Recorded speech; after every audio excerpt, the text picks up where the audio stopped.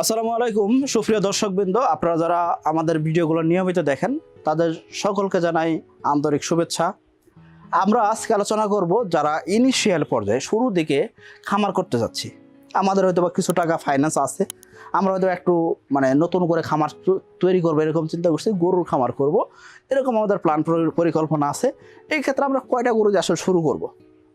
খামার শুরু করতে গেলে আপনাকে যে জিনিসটা খেয়াল করতে হবে, আপনাকে এক্সপিরিয়েন্স পার্সন হতে হবে। যদি কোনো কারণে আপনি ডাক্তারের উপরে নির্ভরশীল হয়ে যান, ডাক্তার আপনার খামার করে দিয়ে যাবে বা ডাক্তার আপনাকে বুদ্ধি দিচ্ছে যে খামার করো, আমরা তো আসি, সেক্ষেত্রে আপনাকে বলবো আমি 100 আপনি লোকসানে করবেন। এখন আপনি বলবেন যে ভাই এটা আপনি কেমনে বললেন? আমরা এই কারণে বললাম, ধরেন আমাদের যে গরুগুলো আছে, আমরা মোটামুটি 20টা গরু দিয়ে আমরা শুরু করছি। তো এই 20টা গরু আমাদের শুরুর দিকে, আমরা যখন স্টার্টিং করি শুরুর দিকে আমাদের জন্য 20টা গরু খুব বেশি না। আমরা যে সেট করছি এই জায়গাতে 30-35টা গরু ইজিলি রাখা যায়, সেই জায়গায় আমরা 20টা গরু রাখছি। এখন কথা হলো যে এই জায়গায় যখনই ডাক্তার আসেন, ডাক্তার সাহেব আসলেন, তারপরে দেখা যায় কি গরুর পায়ের সমস্যা, অমুক সমস্যা তমুক সমস্যা আছে, লেগে আছে। ডাক্তার আসলে আপনাকে সমস্যা ধরাই দিবে। এখন এই জিনিসটা যদি আপনি নিজে বুঝেন, সেক্ষেত্রে বলতে পারেন অনেকটা এরকম যে আপনি নিজেই বুঝতেছেন, নিজেই সমস্যার সমাধান করতে পারতেছেন।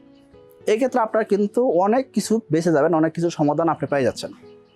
সাকিব অ্যাগ্রোভেটে 2024 সালের কোরবানির গরু বুকিং চলছে। আপনার পছন্দের কোরবানির গরুটি আজই বুকিং করুন।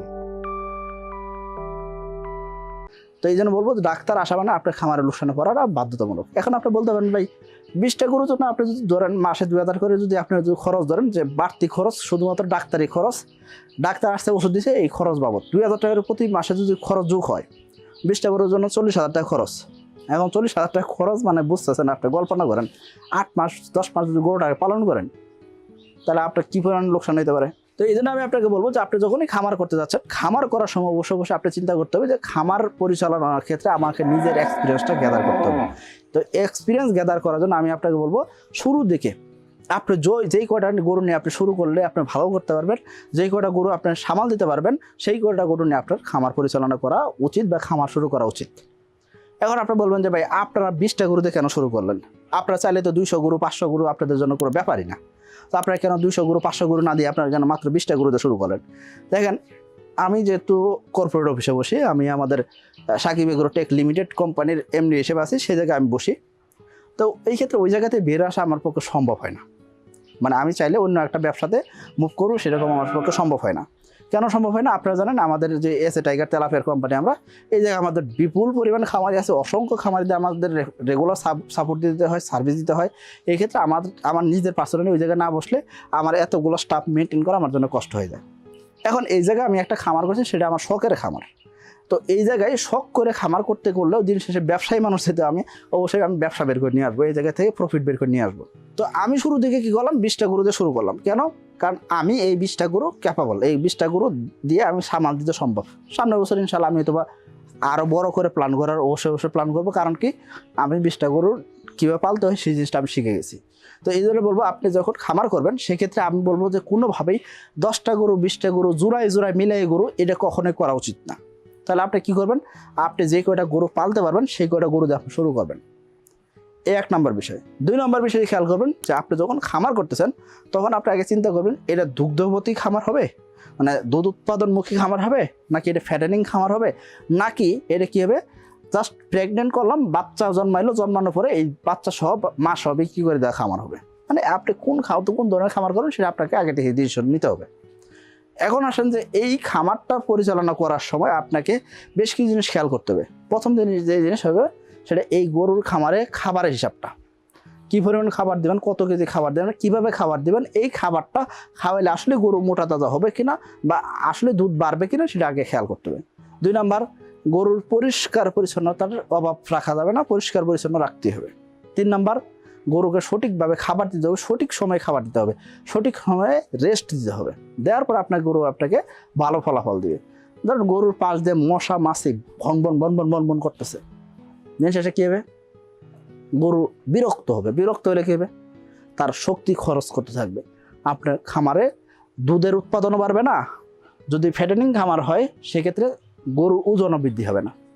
তো এই জন্য আপনাকে বলবো অবশ্যই আপনার এই জিনিসগুলো খেয়াল রাখতে হবে। তো এখন আপনি যেটা করতে পারেন, যদি আপনার ইনভেস্ট করার মতো ক্যাপাবিলিটি থাকে সেক্ষেত্রে আপনি ধরেন 50টা গরু একসাথে আপনার কিনতে পারবেন, এর খাবার ব্যবস্থা দিতে পারেন। এরকম ব্যবস্থাপনা যদি আপনার থাকে সেক্ষেত্রে আমি বলবো মাত্র 10টা গরু দিয়ে আপনি শুরু করেন।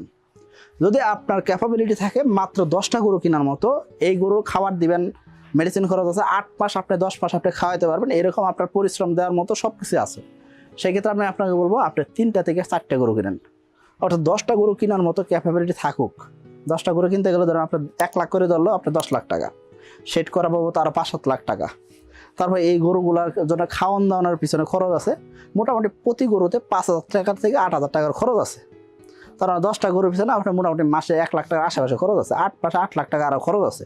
সব কিছু মিলে আপনার কাছে ধরেন 20 লাখ টাকা আছে। তাহলে আমি আপনাকে বলবো আপনি 6 লাখ টাকা থেকে 7 লাখ টাকা আপনি খরচ করেন, বাদ বাকি টাকা আপনি শুরুতে খরচ করবেন না।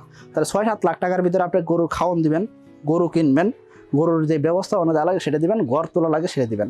এখন আপনি বলবেন যে ভাই ঘর তো আমি কোনো রকম করলাম, এখন যদি গরু চুরি হয় এটা অবশ্যই চেক করতে হবে, পাহারা দিতে হবে। গরুটা আপনার ঘরের আশেপাশে রাখাটা ব্যবস্থাপনা প্রথম দিকে শুরু করতে হবে। তারপর আপনার সিকিউরিটি দিয়ে আপনি ঘর তৈরি করেন, এক্সপিরিয়েন্স হয়ে গেছেন তখন শুরু করেন। তার মানে আপনার কাছে যা মূলধন আছে তার 3 ভাগের 1 ভাগ আপনি ইনভেস্ট করবেন খামার শুরু করার জন্য, এক্সপিরিয়েন্স গ্যাদার করার জন্য। তারপর আপনি কী করেন, আস্তে আস্তে বড় করেন, ডে বাই ডে বড় করেন। ইনশাল্লাহ দেখবেন 5 বছর 10 বছর পরে আপনি 10টা গরু দিয়ে শুরু করছিলেন, ইনশাল্লাহ আপনার 1000 গরু হয়ে যাবে। কেমনে হবে? ধৈর্য ধরছেন, পরিশ্রম করছেন, এক্সপিরিয়েন্স গ্যাদার করছেন, এক্সপিরিয়েন্সের সাথে সাথে ইনভেস্ট করছেন, আপনি অবশ্যই বড় হবেন। তো আশা করি আপনারা এই জিনিসটা মেনে খামার করবেন, ইনশাল্লাহ আশা করি ভালো কিছু করতে পারবেন। সবাই ভালো থাকবেন, সুস্থ থাকবেন। আসসালামু আলাইকুম।